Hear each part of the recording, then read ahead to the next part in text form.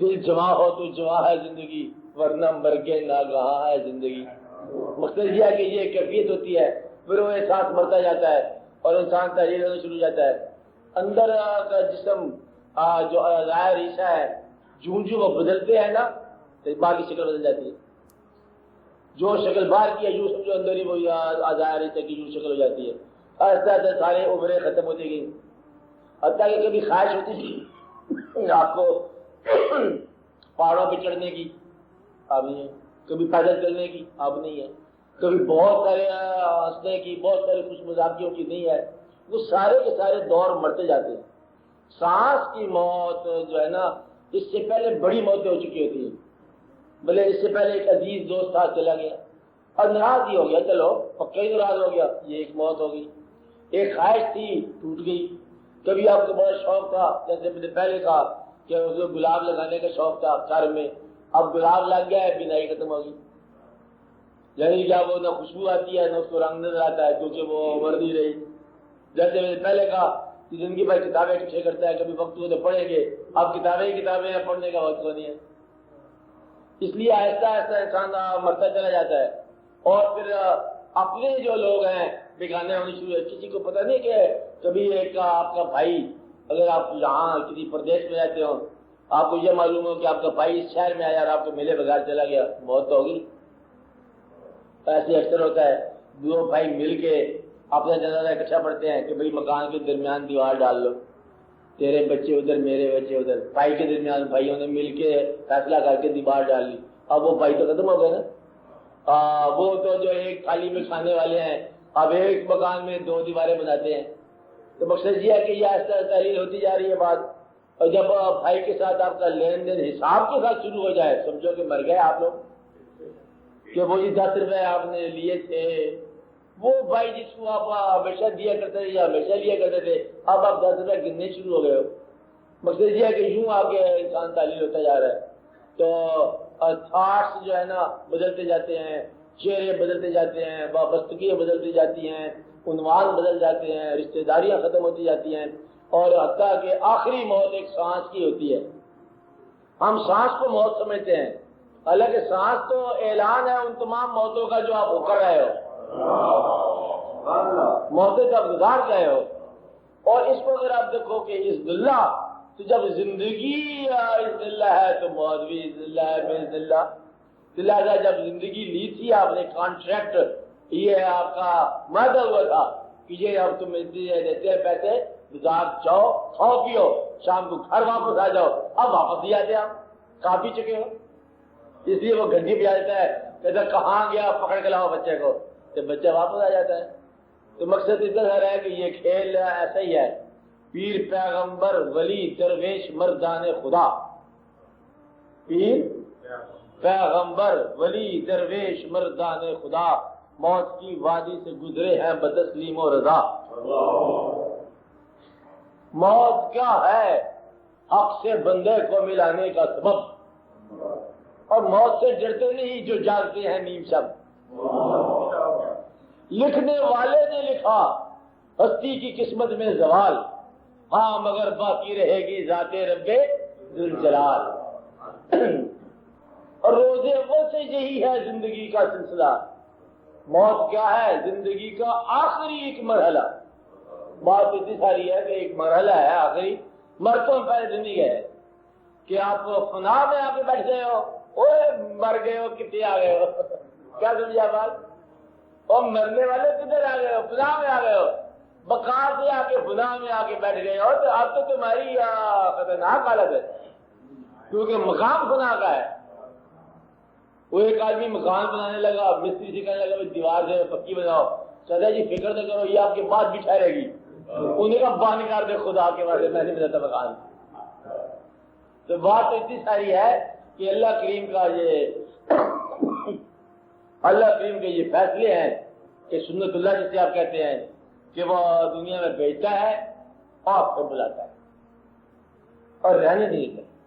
آپ اندازہ لگا لو، آپ کو حیران پریشان ہونے والی بات ہے، اور بلکہ نہ سوچنا زیادہ، کہ جس ذات مبارک کو اللہ کریم نے کہا کہ ہم نے آپ کے لیے یہ کائنات بنائی، آپ کے لیے سورج بنایا، سورج موجود ہے اور وہ ذات اس طور پر نہیں موجود. آپ میری بات سمجھ رہے ہیں؟ آپ نے فرمایا اللہ کریم نے کہ اگر آپ نہ ہوتے تو یہ کائنات ہم نہ بناتے.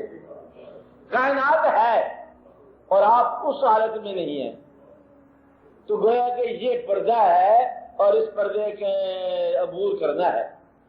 تو اللہ کریم نے موسیٰ علیہ السلام کا مشہور واقعہ، یہ واقعہ سینے بسینے چلتا ہے کہ موسیٰ علیہ السلام اللہ سے جب گفتگو فرمائے یا حاضر کیتے یا کوئی سوال کیا، اللہ نے ارشاد فرمایا کہ فرعون کو ڈسپیچ کرو، ہاں جاؤ اس کی عاقبت کے لیے تغا، وہ بڑے تابوت میں ہے.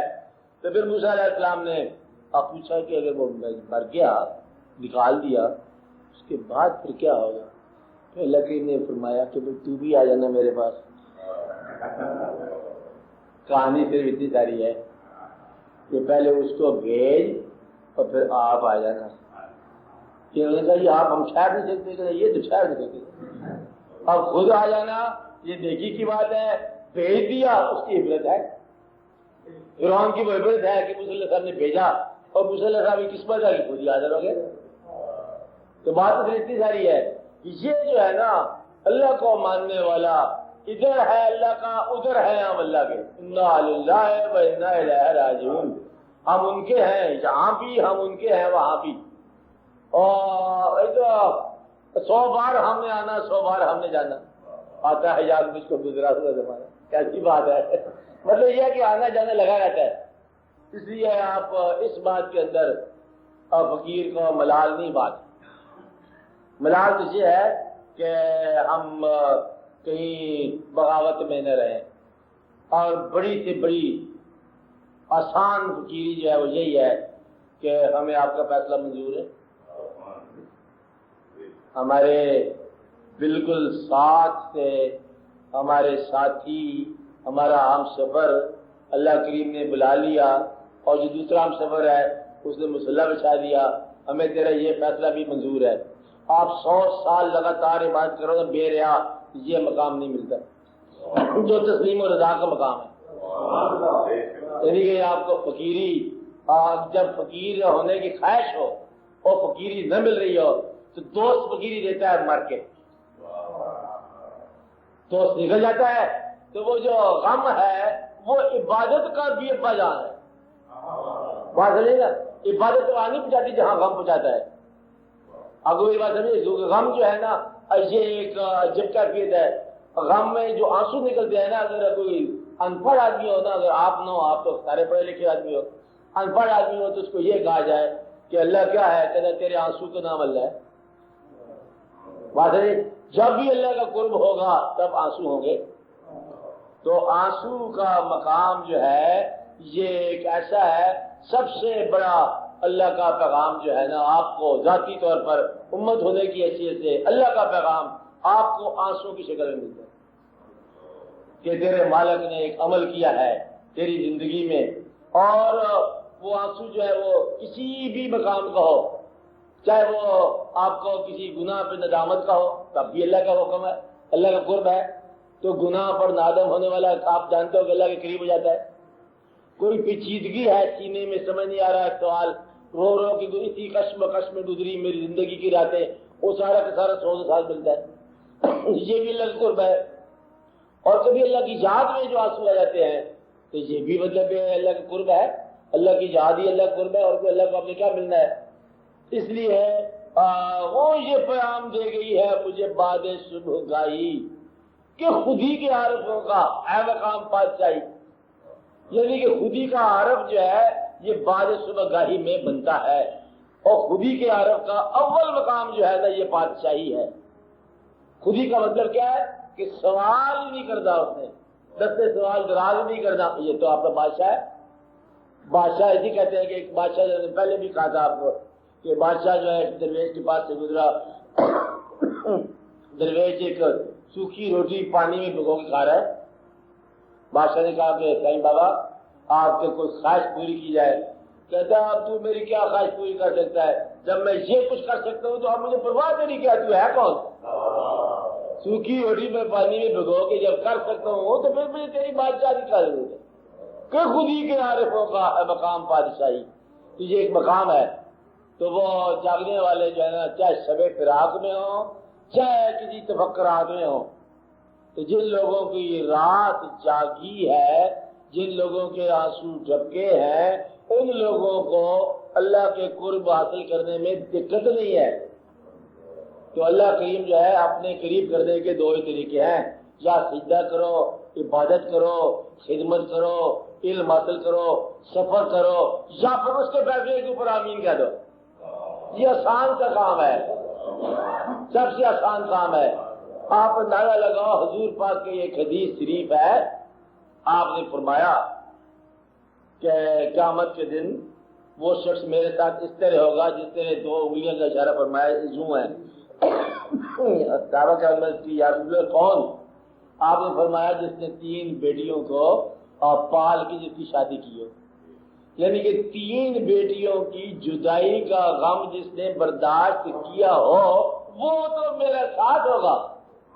تو گویا کہ غم جو ہے عبادت کا اگر کوئی برابر ہے، یہ عبادت سے کوئی حاوی چیز ہے تو وہ غم ہے. جس نے بیٹی کو جدا کیا، اور بیٹی کو جدا کرنا اس طرح جس سے اپنی روح کو جدا کرنا ہے، اپنے دل کو جدا کرنا ہے، اپنے آپ کو جدا کرنا ہے. یہ کوئی چھوٹی سی بات نہیں ہوتی ہے. وہ آدمی جو ہے وہ مرتا ہے، اور جو 3 دفعہ مرا ہے حضور پاک کے ساتھ ہے. کیونکہ بیٹی کے بارے کہتے ہیں کہ عورت 2 دفعہ مرتی ہے، اور 2 دفعہ یوں اس لیے ماں مان کے بچے کی جنت بنتی ہے نا. ایک دفعہ گھر آباد کر کے چھوڑنا بڑا مشکل ہے، جہاں مطلب بچپن گزارا ہو، سکھیاں سنگ کھیلتے بچپن گزارا، گھر کی بادشاہ ہو کے مالک ہو کے جانا، اگلے گھر میں پتہ نہیں کیا حالات ہوئے ہیں کہ کیا نہیں ہونے. یہاں تو بادشاہی ہوتی ہے نا مکمل، اس لیے دعا کرو کہ جن بچوں کی شادی ہوئی ہے ان کو اگلے گھروں میں بھی بادشاہی ملے.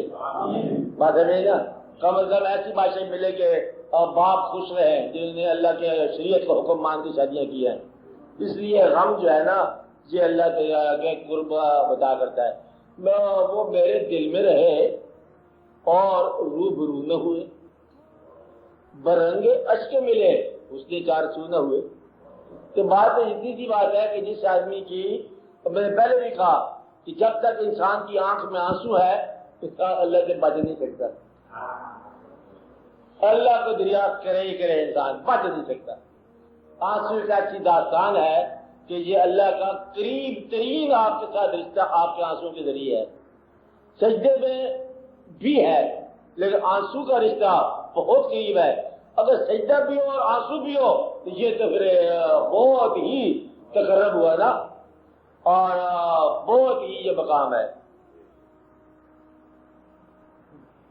سجدے میں اور سر اپنا جس دم اور نام محمد آہوں میں، یہ بہت بڑے فقیری کا مقام ہے.